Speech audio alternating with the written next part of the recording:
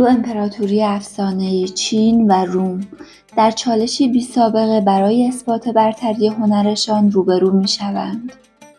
چینیان با نقش‌ها و رنگ‌های پیچیده به میدان می‌آیند، رومیان اما به صیقل دادن دیوارهایشان بسنده می‌کنند. این رقابت قرار است کدام راز را فاش کند؟ حقیقت در کجاست؟ در زرق و برق یا در سادگی و شفافیت؟ چین و روم، دو امپراتوری بزرگ، برای اثبات برتری هنر خود به رقابتی عجیب پا می‌گذارند. یکی با رنگ و نقوش، دیگری با سادگی و صیقل، اما کدام یک می‌تواند حقیقت را آشکار کند؟ تا پایان با ما همراه باشید و جواب این سوال را پیدا کنید.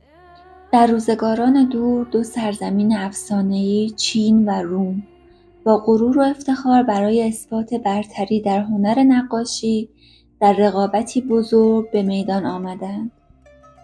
پادشاهی خردمند که از منازعات و اختلافات این دو گروه خسته شده بود، تصمیم گرفت با آزمایشی عملی هنر واقعی را آشکار سازد. او اتاقی در قصر خود به نقاشان چینی و اتاقی دیگر به نقاشان رومی سپرد تا هنر خود را به نمایش بگذارند. چینیان با شور و اشتیاق بی‌پایان به کار پرداختند و از شاه بهترین رنگ‌ها و ابزارها را درخواست کردند. دیوارهای اتاق آنها از نقش و نگارهای بی‌نظیر و رنگ‌های درخشان پوشیده شد. نقاشان چینی با مشاهده هنرمندی خویش شادی و سرور برپا کردند و با نواختن دهل و کرنان جشن گرفتند. مولانا این حال و هوای چینیان را چنین به تصویر می‌کشد: چینیان چون از عمل فارغ شدند، از پی شادی دهل‌ها می‌زدند. اما در سوی دیگر نقاشان رومی روشی متفاوت در پیش گرفتند. آنها هیچ رنگی نخواستند و فقط به صیقل دادن دیوارهای اتاق خود پرداختند. شب و روز با دقت و حوصله دیوارها را صیقل دادند تا سطحی شفاف و درخشان پدید آورند. دیوارهای اتاق رومیان به آینه‌هایی درخشان تبدیل شد که هر چیزی را به وضوح بازتاب می‌دادند. رومیان به این باور رسیده بودند که حقیقت در سادگی نهفته است. مولانا در وصف این کار رومیان می‌گوید: رومیان گفتند نه نقش و نه رنگ، در خور آید کار را جز دفع زنگ. سرانجام روز بزرگ نمایش فرا رسید. پادشاه ابتدا وارد اتاق چینیان شد. از دیدن نقوش زیبا و رنگین بر دیوارهای اتاق شگفت زده و مسحور شد و در دل به هنرمندی چینیان آفرین گفت. اما هنگامی که به اتاق رومیان رفت و پرده‌ها کنار رفت، با صحنه‌ای حیرت انگیز روبرو شد.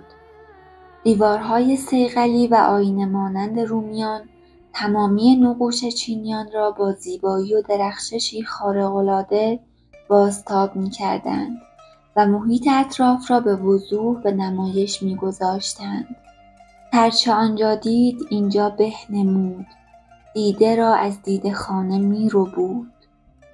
پادشاه لحظاتی در سکوت به این صحنه خیره ماند و سپس با صدایی عمیق گفت: هنر هر دو گروه بی‌نظیر است، اما آنچه رومیان انجام دادند حقیقت را به معنای واقعی به نمایش گذاشت.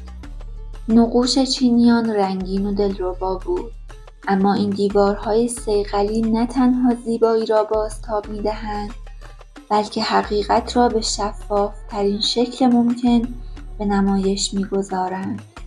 شاید هرچه ساده‌تر و شفاف‌تر باشیم، به حقیقت و کمال نزدیکتر خواهیم بود. مولانا این نکته را چنین بیان می‌کند: آن صفای آینه وصف دل است، صورت بی منتها را قابل است. پادشاه در پایان یادآور شد که گاهی باید از پیچیدگی‌ها عبور کرد تا به حقیقت دست یافت. دل‌هایمان باید همچون آینه‌ای صاف و شفاف باشد و بتواند حقیقت را بازتاب دهد و در چنین دل‌هایی است که نور و زیبایی واقعی جلوه می‌کنند.